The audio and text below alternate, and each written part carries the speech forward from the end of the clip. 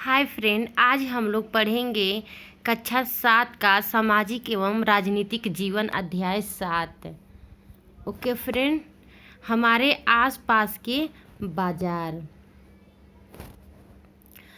पढ़ने से पहले फ्रेंड मैं आप लोगों से एक रिक्वेस्ट करती हूँ कि फ्रेंड मेरे वीडियो को ज़रूर लाइक कर दीजिएगा। फ्रेंड बिना लाइक किए आगे मत बढ़िएगा। ओके फ्रेंड, प्लीज़ लाइक कर दीजिएगा।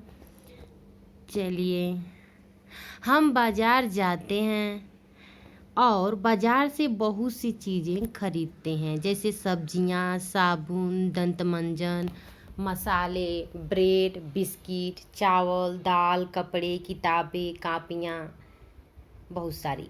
हम जो कुछ खरीदते हैं, यदि उन सब की सूची बनाई जाए तो वह काफ़ी लंबी होगी। बाज़ार भी कई प्रकार के होते हैं, जहां हम अपनी रोज़मर्रा की ज़रूरतों के लिए, जैसे हमारे पड़ोस की गुमटी, साप्ताहिक हाट बाज़ार, बड़े बड़े शॉपिंग कॉम्प्लेक्स और शॉपिंग मॉल। इस अध्याय में हम बाज़ार के इन्हीं प्रकारों को समझने की कोशिश करेंगे और यह जानने की कोशिश करेंगे कि यहाँ बेची जाने वाली चीज़ें खरीदारों तक कैसे आती हैं। ये खरीदार कौन है, ये बेचने वाले कौन हैं और इस सब के बीच कैसी और क्या समस्याएं सामने आती हैं।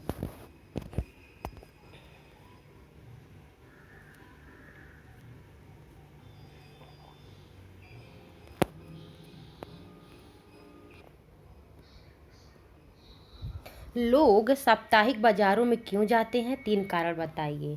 तो साप्ताहिक बाज़ारों में बहुत सी चीज़ें सस्ते दामों पर मिल जाती हैं और ज़रूरत का सभी सामान एक ही जगह पे मिल जाता है। खरीदारों के पास यह भी अवसर होता है कि वे मोल तोल करके भाव कम करवा सकें। नंबर 2 है ये वाला कि इन साप्ताहिक बाज़ारों में दुकानदार कौन होते हैं। बड़े व्यापारी इन बाज़ारों में क्यों नहीं दिखते हैं। तो साप्ताहिक बाज़ारों में प्रतिदिन खुलने वाली पक्की दुकानें नहीं होती। दुकानदार दिन में दुकान लगाते हैं और शाम होने पर उन्हें समेट लेते हैं। अगले दिन वे अपनी दुकानें किसी और जगह लगाते हैं। बड़े व्यापारी को अपने अस्थायी दुकानों से ही फुर्सत नहीं मिलती, इसलिए वे साप्ताहिक बाज़ारों में नहीं दिखते।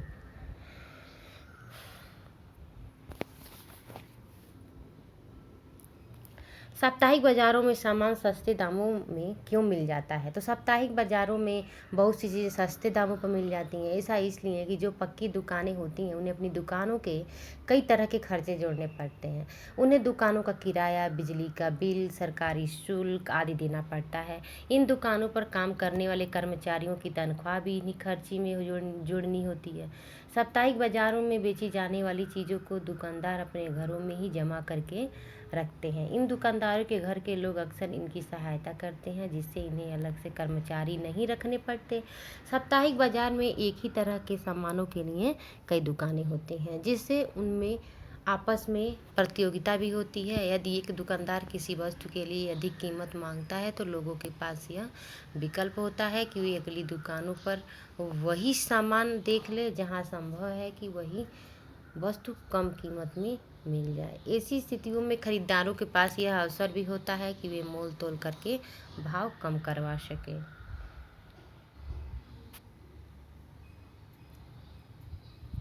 एक उदाहरण देकर समझाइए कि लोग बाज़ारों में कैसे मोल तोल करते हैं। क्या आप ऐसी स्थिति के बारे में सोच सकते हैं जहां मोल तोल करना अन्यायपूर्ण होगा।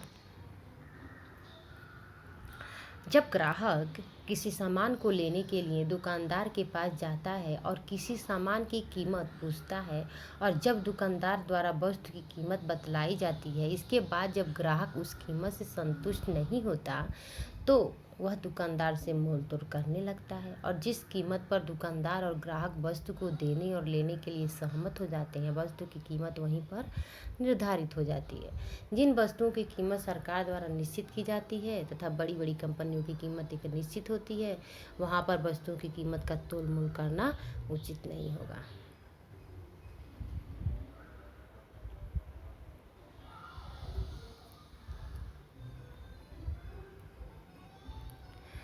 साप्ताहिक बाजार। साप्ताहिक बाजार का यह नाम ही इसीलिए पड़ा है क्योंकि यह सप्ताह के किसी एक निश्चित दिन लगता है। इस साप्ताहिक बाजार में रोज खुलने वाली पक्की दुकानें नहीं होती हैं। व्यापारी दिन में दुकान लगाते हैं और शाम होने पर उन्हें समेट लेते हैं। अगले दिन वे अपनी दुकानें किसी और जगह लगाते हैं और देश भर में ऐसे हजारों बाजार लगते हैं। लोग इनमें अपनी रोजमर्रा की ज़रूरतों की चीज़ें खरीदने आते हैं। साप्ताहिक बाजारों में बहुत सी चीज़ें सस्ते दामों पर मिल जाती है। ऐसा इसलिए कि जो पक्की दुकानें होती हैं उन्हें अपनी दुकानों के कई तरह के खर्चे जोड़ने होते हैं। उन्हें दुकानों का किराया, बिजली का बिल, सरकारी शुल्क आदि देना पड़ता है। इन दुकानों पर काम करने वाले कर्मचारियों की तनख्वाह भी इन्हीं खर्चों में जोड़नी होती है। साप्ताहिक बाजारों में बेची जाने वाली चीज़ों को दुकानदार अपने घरों में ही जमा करके देखते हैं। इन दुकानदारों के घर के लोग अक्सर इनकी सहायता करते हैं, जिससे इन्हें अलग से कर्मचारी नहीं रखने पड़ते। साप्ताहिक बाजार में एक ही तरह के सामानों के लिए कई दुकानें होती हैं, जिससे उनमें आपस में प्रतियोगिता भी होती है।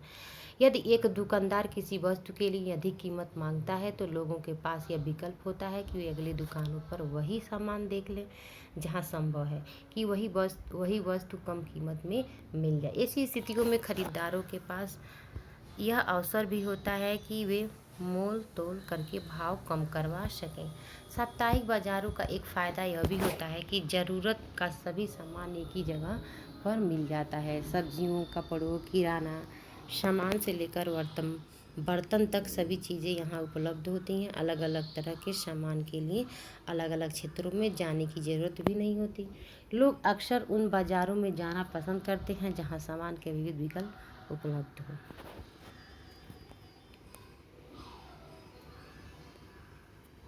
समीर रेडीमेड वस्त्रों का एक व्यापारी। समीर साप्ताहिक बाजार का एक छोटा व्यापारी है। वह शहर के एक बड़े व्यवसायी से कपड़े खरीदता है और सप्ताह में 6 अलग अलग जगहों के साप्ताहिक बाजारों में कपड़ों को बेचता है। समीर और दूसरे कपड़ा व्यापारी इकट्ठे आते जाते हैं। इसके लिए वे किराए की मिनी वैन लेते हैं।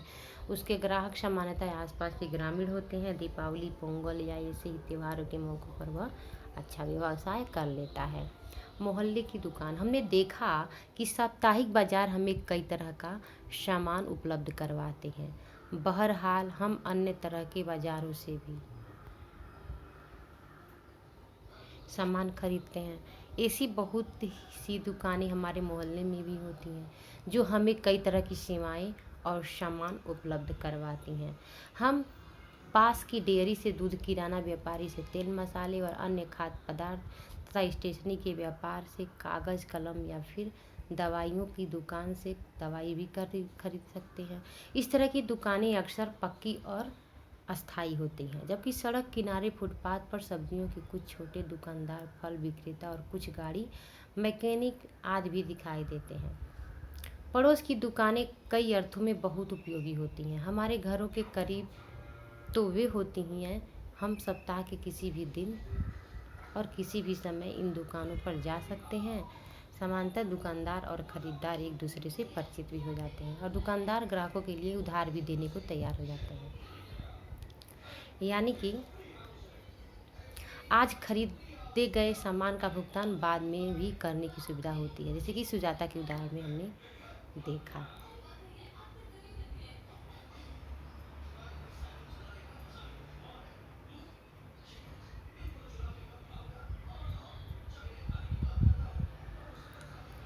सुजाता और कविता एक दिन अपने मोहल्ले की दुकान से किराने का कुछ सामान खरीदने पहुंची। वे इस दुकान पर अक्सर खरीदारी के लिए आती हैं। आज यहाँ भीड़ थी। दुकान मालकिन 2 सहायकों की मदद से दुकान का काम संभाल रही थी। जब सुजाता और कविता दुकान के अंदर पहुंची तो सुजाता ने दुकान मालकिन को ज़रूरत के सामान की सूची बोलकर लिखवा दी। वे इनकी सूची के अनुसार सामान तोलने और पैक करवाने के लिए अपने कर्मचारियों को निर्देश देने लगी। इस बीच कविता चारों तरफ नज़र दौड़ा रही थी।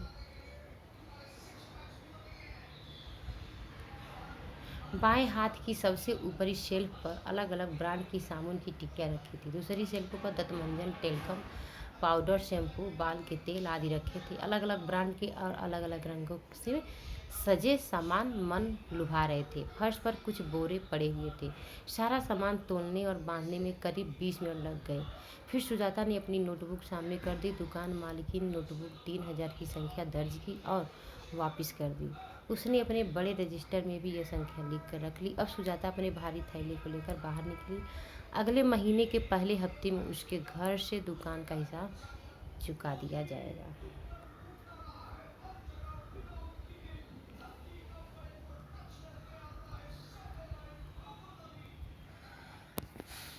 सुजाता नोटबुक लेकर दुकान क्यों गई? क्या वह तरीका उपयोगी है? क्या इसमें कोई समस्या भी आ सकती है? सुजाता सुजाता एक दिन अपने मोहल्ले की दुकान से कुछ सामान खरीदने पहुंची। दुकानदार सुजाता को जानने वाला था, जो सुजाता को उधार सामान भी दे दिया करता था और उस उधार सामान की कीमत सुजाता के नोटबुक पर लिख देता था। इसलिए सुजाता को दुकानदार से जब उधार सामान लेना होता है, उसे अपने साथ नोटबुक लेकर जाना पड़ता है। यह तरीका काफ़ी उपयोगी है, क्योंकि कभी किसी ग्राहक के पास पैसा न होने पर भी उसे दुकानदार द्वारा सामान उपलब्ध करा दिया जाता है। इससे दुकानदार को भी फायदा होता है कि ग्राहक जुड़ा रहता है और सारा सामान उसी से लेता है। इसमें कई बार दुकानदारों का पैसा डूब सकता है। दुकानदार भी ऐसे ग्राहकों को अधिक कीमत पर सामान उपलब्ध करवाता है।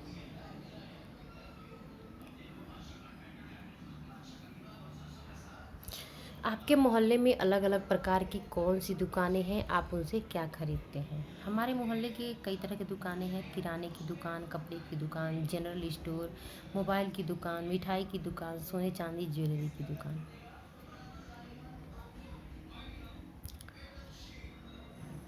हम इन दुकानों से खाने पीने का सामान, पहनने का सामान, पढ़ने लिखने का सामानों के सेवाओं को खरीदते हैं।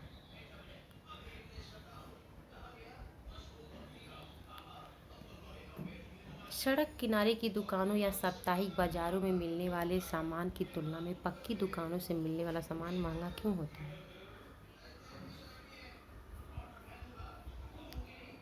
तो सड़क के किनारे दुकान या साप्ताहिक बाजार में मिलने वाले सामान की तुलना में पक्की दुकानों से मिलने वाला सामान महंगा होने का कारण यह है कि पक्की दुकानों को कई तरह के खर्चे, जैसे दुकानों का किराया, बिजली का बिल, सरकारी शुल्क आदि देना पड़ता है। इन दुकानों पर काम करने वाले कर्मचारियों की तनख्वाह भी इन्हीं खर्चों में जोड़नी होती है। पक्की दुकानों पर स्थानीय उत्पाद कम, ब्रांडेड कंपनी के सामान अधिक मिलते हैं। स्थानीय उत्पाद वस्तुओं की अपेक्षा ब्रांडेड कंपनी की वस्तुएं महंगी होती है।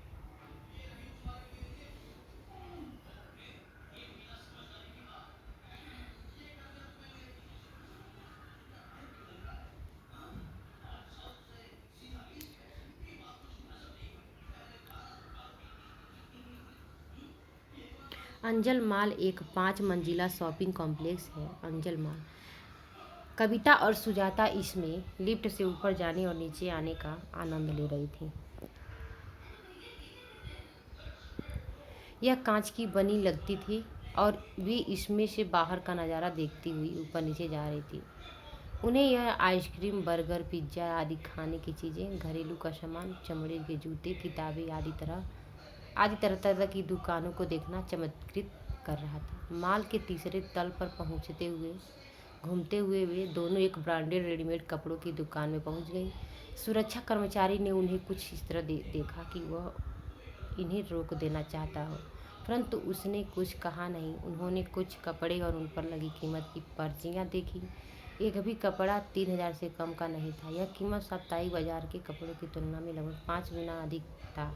सुजाता कविता से फुसफुसाती हुई बोली, मैं तुम्हें एक दूसरी दुकान पर ले चलूंगी, जहाँ अच्छी किस्म का कपड़ा ज़्यादा ठीक दामों पर मिल जाएगा।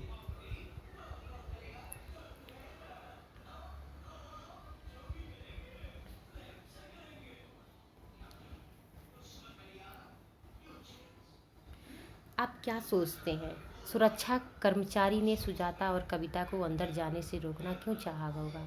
यदि कहीं किसी बाजार में कोई आपको ऐसी ही दुकान में अंदर जाने से रोके तो आप क्या कहेंगे? सुजाता और कविता अंजल मॉल में गई थीं, जो कि एक 5 मंजिला शॉपिंग कॉम्प्लेक्स है। कविता और सुजाता इसमें लिफ्ट से ऊपर जाने और नीचे आने का आनंद ले रहे थे। इसमें से बाहर का नज़ारा देखती हुई ऊपर नीचे जा रही थी। उन्हें यहाँ आइसक्रीम, बर्गर, पिज्ज़ा आदि खाने की चीज़ें, घरेलू का उपयोग का सामान, चमड़े के जूते, किताबें आदि तरह तरह की दुकानों को देखना अद्भुत लग रहा था।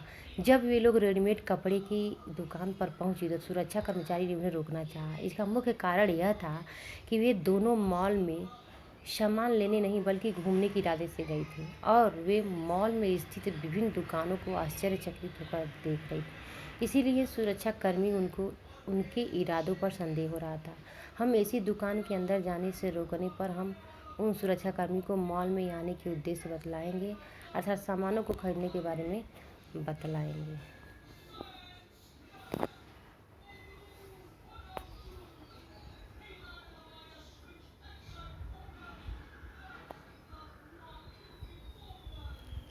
आपने ध्यान दिया होगा कि हमारे पड़ोस में भी कई तरह के दुकानदार होते हैं। कुछ तो पक्की दुकानों वाले होते हैं और कुछ सड़क किनारे दुकानें सजाकर सामान बेचते हैं।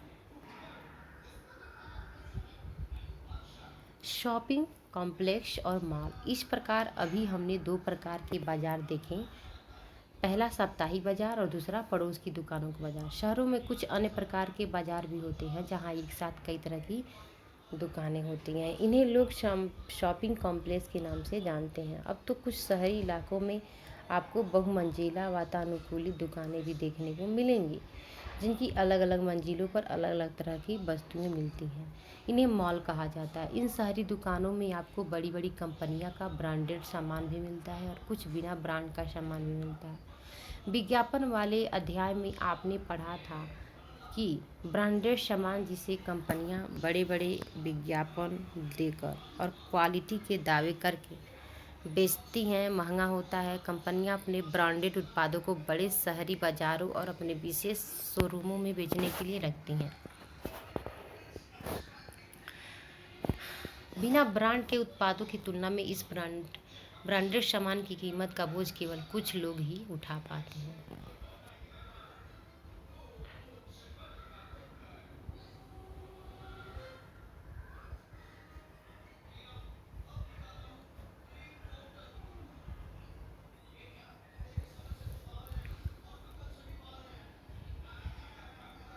बाजारों की श्रृंखला। पहले हिस्से में आपने विभिन्न तरह के बाजारों के बारे में पढ़ा जहां हम सामान खरीदने जाते हैं। क्या आप सोच सकते हैं कि ये सभी दुकानदार अपनी दुकानों के लिए सामान कहां से लेकर आते हैं? सामानों का उत्पादन कारखानों, खेतों और घरों में होता है, लेकिन हम कारखानों और खेतों में सीधे सामान नहीं खरीदते हैं। चीज़ों का उत्पादन करने वाले भी हमें कम मात्रा में, जैसे 1 किलो सब्जी या प्लास्टिक कप आदि बेचने में रुचि नहीं रखेंगे। वे लोग जो वस्तु के उत्पादक और वस्तु के उपभोक्ता के बीच में होते हैं उन्हें व्यापारी कहा जाता है। पहले थोक व्यापारी बड़ी मात्रा या संख्या में सामान खरीद लेता है, जैसे सब्जियों का थोक व्यापारी कुछ किलो सब्जी नहीं खरीदता बल्कि वह बड़ी मात्रा में 25 से 100 किलो तक सब्जियां खरीद लेता है। इन्हें वह दूसरे व्यापारियों को बेचता है। यहाँ खरीदने वाले और बेचने वाले दोनों व्यापारी होते हैं। व्यापारियों की लंबी श्रृंखला का वह अंतिम व्यापारी जो अंततः वस्तुएं उपभोक्ता को बेचता है, खुदरा या फुटकर व्यापारी कहलाता है। यह वही दुकानदार होता है जो आपको पड़ोस की दुकानों, साप्ताहिक बाजार या फिर शॉपिंग कॉम्प्लेक्स में सामान बेचना मिलता है।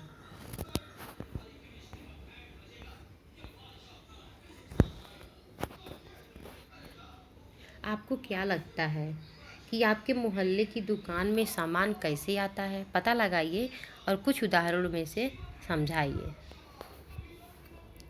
हमारे मोहल्ले की दुकान में सामान थोक विक्रेताओं से आता है।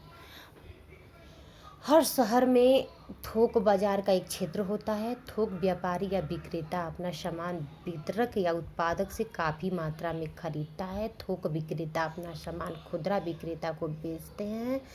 खुदरा विक्रेता ही मोहल्ले में सामान बेचते हैं जिसे उपभोक्ता खरीदते हैं। थोक व्यापारी की भूमिका जरूर जरूरी क्यों होती है? तो थोक व्यापारी की भूमिका काफ़ी महत्वपूर्ण होती है। थोक व्यापारी वितरक तथा उत्पादक से काफ़ी मात्रा में वस्तु खरीदते हैं। उस वस्तु को थोक व्यापारी खुदरा व्यापारी को उपलब्ध कराते हैं। कई खुदरा व्यापारी के पास इतने अधिक पैसे नहीं होते कि वे वितरक तथा उत्पादक से काफ़ी मात्रा में सामान खरीद सकें। खुदरा व्यापारी ही उपभोक्ता तक सामान को उपलब्ध कराता है।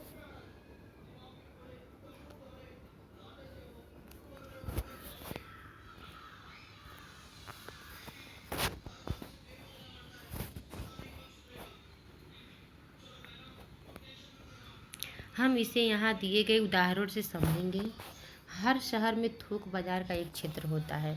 यहाँ वस्तुएं पहले पहुँचती हैं और यहीं से वे अन्य व्यापारियों तक पहुँचती हैं। सड़क के किनारे दुकान का छोटा व्यापारी, जिसके बारे में आपने पहले पढ़ा था, बड़ी संख्या में प्लास्टिक का सामान शहर के थोक से व्यापारी से खरीदता है। हो सकता है कि वह बड़ा व्यापारी अपने से भी बड़ा थोक व्यापारी से स्वयं सामान खरीदता है। शहर का बड़ा थोक व्यापारी प्लास्टिक का या सामान कारखाने से खरीदता है और उन्हें बड़े गोदामों में रखता है। इस तरह से बाजार की श्रृंखला बनती है। जब हम एक सामान खरीदते हैं तब हम यह ध्यान नहीं देते हैं कि वह सामान किस किस के पास से सफ़र करता हुआ हम तक पहुंचता है।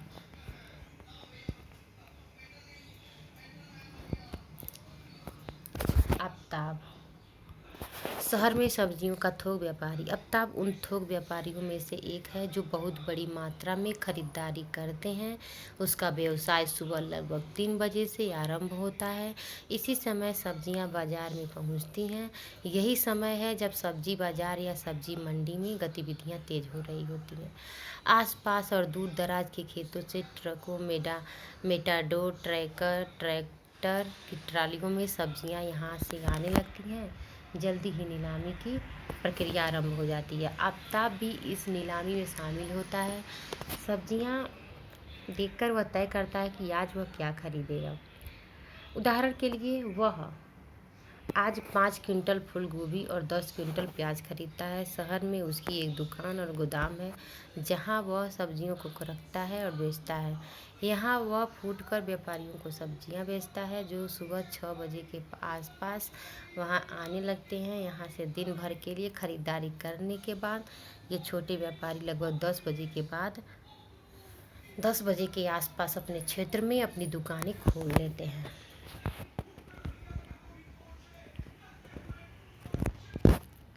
हर जगह बाजार। हमने देखा कि अलग अलग जगहों पर तरह तरह के बाजार हैं जहाँ तरह तरह की वस्तुएं खरीदी बेची जाती हैं।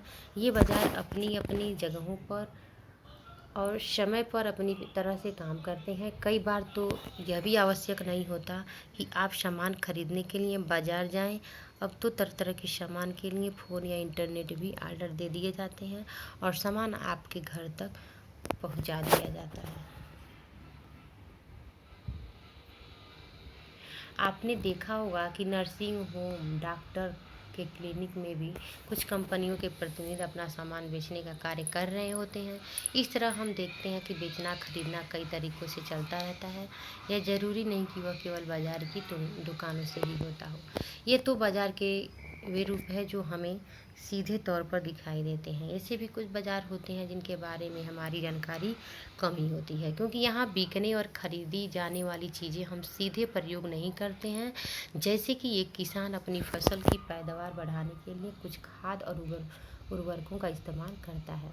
उर्वरक वह शहर की कुछ खाद दुकानों से खरीदता है जहाँ खाद के कारखानों से माल मंगाया जाता है। एक कार के कारखाने के द्वारा इंजन, गियर्स, पेट्रोल टंकियाँ, एक्सेल पहिए आदि अलग अलग कारखानों से खरीदे जाते हैं। परंतु इस सबसे बेखबर हम कार के शोरूम में अंतिम उत्पाद कार को ही देखते हैं। सभी चीज़ों के बनाने और बेचने की ऐसी ही कहानी होती है। बाजार और समानता। इस अध्याय में हमने आसपास के कुछ बाज़ारों पर नज़र डाली। हमने साप्ताहिक बाज़ार से लेकर शॉपिंग कॉम्प्लेक्स तक की दुकानों और दुकानदारों को देखा। इन दोनों दुकानदारों में बड़ा अंतर है। एक छोटी पूंजी से व्यवसाय करने वाला दुकानदार है,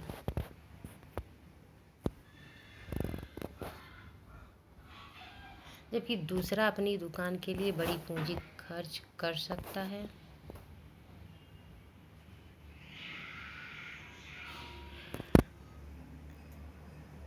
इनकी आमदनी भी अलग अलग होती है। साप्ताहिक बाजार का छोटा दुकानदार शॉपिंग कॉम्प्लेक्स के व्यापारी की तुलना में बहुत कम लाभ कमा पाता है।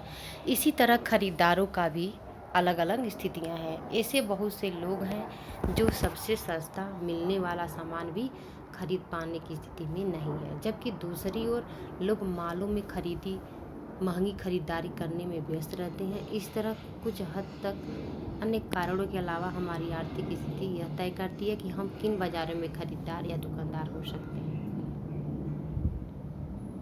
हमने सामान के उत्पादन से लेकर हम तक पहुंचने से बनने वाली बाज़ारों की श्रृंखला को समझा। इस श्रृंखला से यह भी संभव होता है कि एक जगह उत्पादित होने वाला सामान लोगों के लिए हर जगह उपलब्ध हो जाए। वस्तुओं के बिकने से वस्तुओं का उत्पादन सीधे जुड़ा होता है। बनी हुई चीज़ों से बिकने से ही लोगों को रोज़गार मिलता है और उत्पादन भी बढ़ाया जाता है। परंतु क्या इससे श्रृंखला के प्रत्येक स्तर पर लाभ के समान अवसर मिलते हैं? आगे एक कमीज की कहानी है। अध्याय में हम इस सवाल को समझने का प्रयास करेंगे।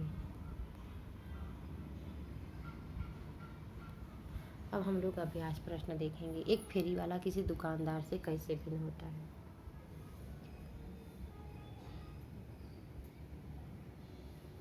एक फेरी वाला दुकान से मतलब कई दृष्टि से भिन्न होता है। फेरी वालों की कोई निश्चित या अस्थायी दुकान नहीं होती। वे घूम घूम कर अपना सामान बेचते हैं, जबकि दुकानदार की अपनी एक निश्चित दुकान होती है। फेरी वाला अपने सामान को आवाज़ लगाकर बेचता है, जबकि दुकानदार को अपने सामान को बेचने के लिए आवाज़ नहीं लगानी पड़ती। फेरी वाले के पास सामान बहुत कम होता है, जिसके कारण पूंजी भी कम लगती है।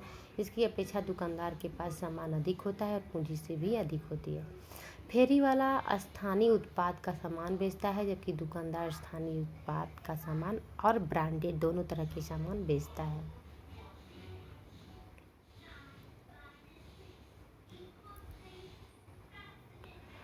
निम्न तालिका के आधार पर एक साप्ताहिक बाजार और एक शॉपिंग कॉम्प्लेक्स की तुलना करते हुए उनका अंतर स्पष्ट कीजिए। तो साप्ताहिक बाजार, बेची जाने वाली वस्तुओं के प्रकार। शॉपिंग कॉम्प्लेक्स तो स्थानीय उत्पाद का सामान या बिना ब्रांडेड सामान, उच्च गुणवत्ता वाला ब्रांडेड सामान, उच्च गुणवत्ता वाला सामान, और इसमें होगा कम, इसमें होगा अधिक,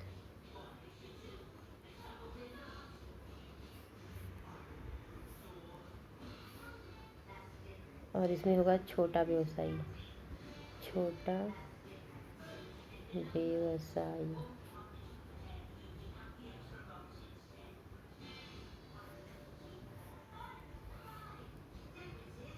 इसमें बड़ा व्यवसायी।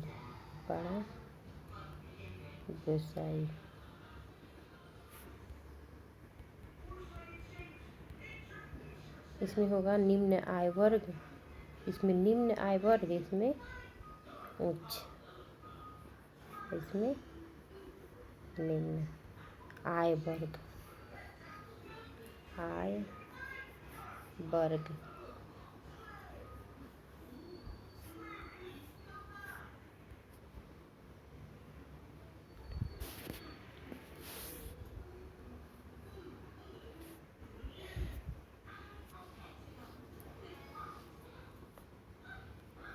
स्पष्ट कीजिए कि बाजारों की श्रृंखला कैसे बनती है, इसके किन उद्देश्य की पूर्ति होती है। तो एक उत्पादक वस्तु का उत्पादन करता है। उत्पादक वस्तुएं वितरक तथा थोक व्यापारियों को बेचा जाता है। कई बड़ी बड़ी कंपनियां अपना सामान थोक विक्रेताओं को न देकर वितरकों को देते हैं और वितरक के माध्यम से थोक विक्रेताओं के पास सामान पहुंचता है। थोक विक्रेता खुदरा विक्रेता को सामान बेचता है। खुदरा विक्रेता उन वस्तुओं को स्थानीय ग्राहकों को बेचते हैं। बाजार श्रृंखला द्वारा निम्नलिखित उद्देश्यों की पूर्ति होती है।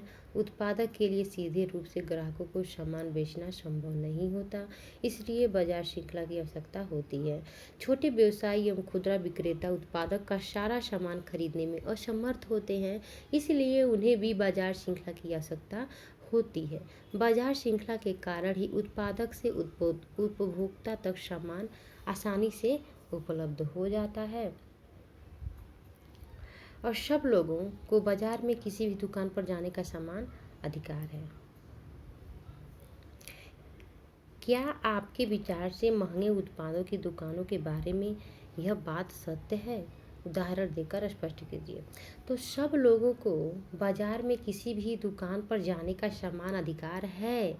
यह बात महंगे उत्पादों की दुकानों के बारे में भी सत्य है, परंतु महंगे उत्पाद प्रायः उच्च आय वाले ही खरीद पाते हैं। गरीब लोग महंगे उत्पादों की दुकानों के सामान को नहीं खरीद सकते। वे सिर्फ साप्ताहिक बाजारों, स्थानीय दुकान तक फेरी वालों से ही सामान खरीदते हैं। उदाहरण के तौर पर है कि उच्च आय वर्ग के लोग ब्रांडेड सामान शॉपिंग मॉल से खरीदते हैं, जबकि निम्न आय वर्ग के लोग इसे खरीदने में असमर्थ होते हैं।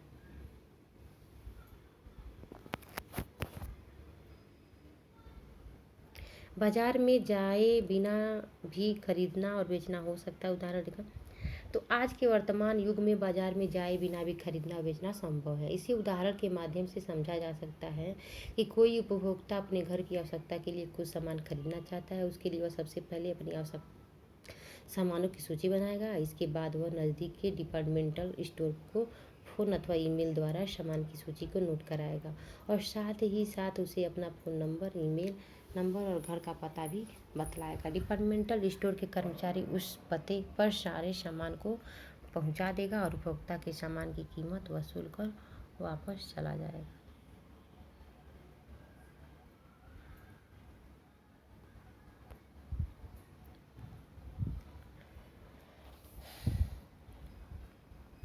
साप्ताहिक बाजार ये बाजार नियमित बाजार नहीं होते, वरन एक नियत स्थान पर सप्ताह में 1 या 2 बार लगाए जाते हैं। इन बाज़ारों में घरेलू सामान की लगभग सभी चीज़ें बिकती हैं, जैसे सब्जी से लेकर कपड़े, बर्तन। यह चारों ओर से घिरा हुआ एक दुकानदारी का स्थान होता है। इसकी इमारत बहुत बड़ी होती है, जिसमें कई मंजिलें, दुकानें, रेस्तरां और कभी कभी सिनेमा घर तक होते हैं। दुकानों में ब्रांडों और उत्पाद बिकते हैं। थोक इसका आशय बहुत बड़ी मात्रा में खरीदना और बेचना होता है। अधिकांश उत्पादों जिनमें सब्जी, फल और फूल आदि भी सम्मिलित है। बाजारों की श्रृंखला, यह बाजारों की श्रृंखला है जो परस्पर एक दूसरे की कड़ियों तक तरह जुड़ी होती है, क्योंकि उत्पादक एक बाजार से होते हुए दूसरे बाजार में पहुंचते हैं। फ्रेंड, वीडियो बहुत बड़ा हो गया और ये समाप्त भी हो गया चैप्टर। तो हम लोग अगले वीडियो में मिलते हैं। फिर जाने से पहले आप लोगों से मैं एक बार और रिक्वेस्ट कर रही हूँ फ्रेंड, मेरे वीडियो को लाइक ज़रूर कर दीजिएगा, भूलिएगा मत फ्रेंड। Okay, bye guys.